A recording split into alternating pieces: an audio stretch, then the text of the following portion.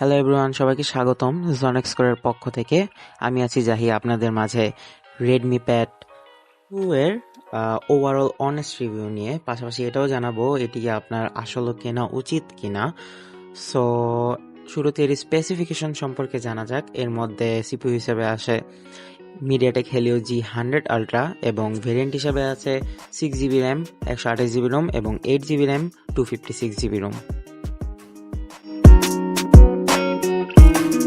So শুরুতে এর Outlook নিয়ে কথা বলা যাক। এটা টোটালটি অ্যালুমিনিয়াম বিল্ড দিয়ে তৈরি, সো ধরতে খুব প্রিমিয়াম লাগে। পাশাপাশি এটার মধ্যে 8 মেগাপিক্সেলের রিয়ার ক্যামেরা এবং 5 মেগাপিক্সেলের ফ্রন্ট ক্যামেরা আছে। পাশাপাশি এটার মধ্যে আছে 2.5K রেজলিউশনের 11 inches IPS LCD panel, যেটা ভালোই ভাইব্রেন্ট কালার শো করে এবং ক্রিস্টাল ক্লিয়ার একটা আউটপুট দেয়।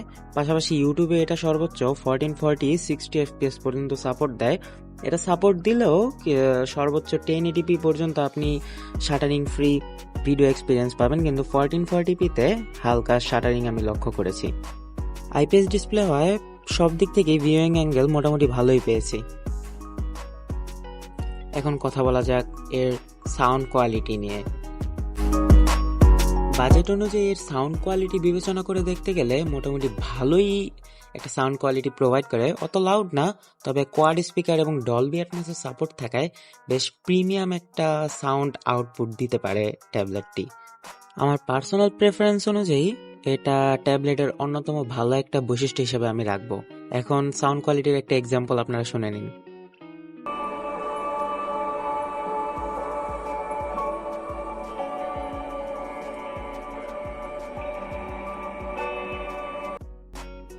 ওকে, সো এখন কথা বলা যাক এই রিফ্রেশ রেট নিয়ে। এখানে একটু বাধা ছোঁয়া আছে।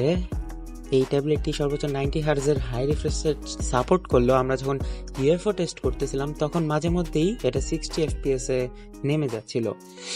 ইভেন যদিও এটা ফ্রেম রেট 90 FPS শো করতেছিল, কিন্তু অ্যাট দি এন্ড এটা 60 হার্জই শো করতেছিল। বাট আমরা রিফ্রেশ দেওয়ার পরে দেখলাম যে না, এটা আবার 90 হার্জেই শো করে, বাট কিছুক্ষণ পর এটা আবার 60 হার্জেই চলে যায়।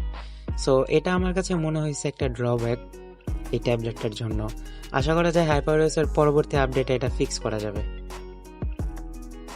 সো এখন কথা বলা যাক এর ব্রাইটনেস নিয়ে। ট্যাবলেটটিতে সর্বোচ্চ 600 নিটসের পিক ব্রাইটনেসের সাপোর্ট করে, যা ইনডোরে মোটামুটি ভালোই পারফর্ম করলেও আউটডোরে আপনি খুব বিশাল বড় একটা প্যারার সম্মুখীন হবেন।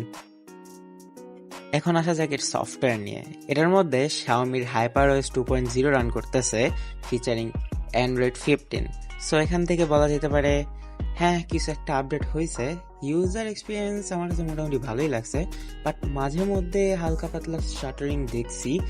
তা অবশ্য মাঝে মধ্যেই হয়, এমনি টোটালটাই স্মুথ এক্সপিরিয়েন্স ছিল। আচ্ছা, এখন কথা বলা যাক একটি এক্সট্রা ফিচার নিয়ে, যেটা সচরাচর সব ট্যাবে দেখা যায় না। তবে বাজেট বিবেচনা করে দেখতে গেলে এটা বিশাল বড় একটা ফিচার যেটা Xiaomi প্রোভাইড করছে আমাদের রেডমি প্যাড 2তে। যদিও আমার কাছে এটা নাই, স্টাইলাস পেনটা নাই, তারপর আমি একটা টাচ পেন ইউজ করতেছি। সো এটা আপনি বক্সের সাথে পাবেন না, আপনাকে আলাদা 4 থেকে 4,500 টাকা খরচ করে আলাদা একটি স্টাইলাস কিনতে হবে। পোর্টস এন্ড বাটনের কথা বলতে গেলে টপ সাইডে আছে 2টি স্পিকার এবং পাওয়ার বাটন। পাশাপাশি ডলবি অ্যাটমসের একটা ব্র্যান্ডিং করা আছে। প্যাডটির রাইট সাইডে শুধুমাত্র একটি ভলিউম রকার, একটি মাইক্রোফোন এবং সিম কার্ড স্লট আছে। বটম পোর্শনটিতে টাইপ সি চার্জিং পোর্ট, 2টি স্পিকার এবং 3.5 মিলিমিটার হেডফোন পোর্ট আছে। ওকে, সো এতক্ষণে যাবতীয় যত সব ইম্পর্টেন্ট টপিক ছিল সব কিছুই মোটামুটি সামারাইজ করে ফেলেছি। সো আমি ভিডিওর শুরুতেই বলছিলাম যে আমি বলবো যে এটা আপনার জন্য উপযোগী কিনা বা আপনার কেনা ঠিক হবে কিনা। সো এই ক্ষেত্রে বেসিক্যালি আপনার ইউসেজের উপর ডিপেন্ড করে। আপনি যদি এখানে পারফরমেন্স বেসড কোনো ট্যাব খুঁজে থাকেন, মানে হচ্ছে আপনি হেভি গেমিং করবেন, পাবজি বা কল অফ ডিউটির মতো গেম খেলবেন, সেক্ষেত্রে এই ট্যাবটা মনে হয় না আপনার না নেওয়াটাই বেটার। আর অন্যদিকে যদি আপনি বিগার ডিসপ্লে চান, তারপরে 9000 মিলি অ্যাম্পিয়ারের বড় ব্যাটারি চান, পাশাপাশি আপনি যদি মিডিয়া কনজামশনের পাশাপাশি অনলাইন ক্লাস, নোট টেকিং এসব কাজকর্ম করতে চান, তাহলে এই প্যাডটা আপনাকে সর্বোচ্চটা দিতে পারবে। এখন এই প্যাডটা নিয়ে একটা মিথ, একটা ভুল ধারণা আছে।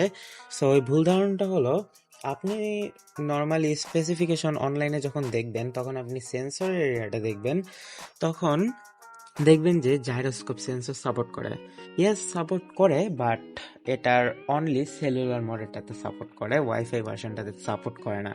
সেক্ষেত্রে আপনাকে সেলুলার মডেলটা কিনতে হবে। যদি আপনি পাবজি খেলেন বা কল অফ ডিউটির মতো গেম খেলেন, সেক্ষেত্রে আপনার তো জাইরোস্কোপ সেন্সর লাগবে।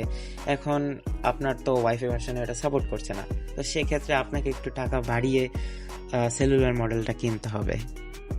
আশা করি আজকের এই ভিডিওতে আমি কিছুটা হলেও আপনাকে সহযোগিতা করতে পেরেছি। আপনি যদি টেক রিলেটেড ভিডিও পেতে চান, তাহলে আপনি জোন এক্সপ্লোরের সাথে থাকতে পারেন। আমরা আপকামিং ডেজগুলোতে আর এরকম ভিডিও আপলোড দেব। So thank you so much for watching.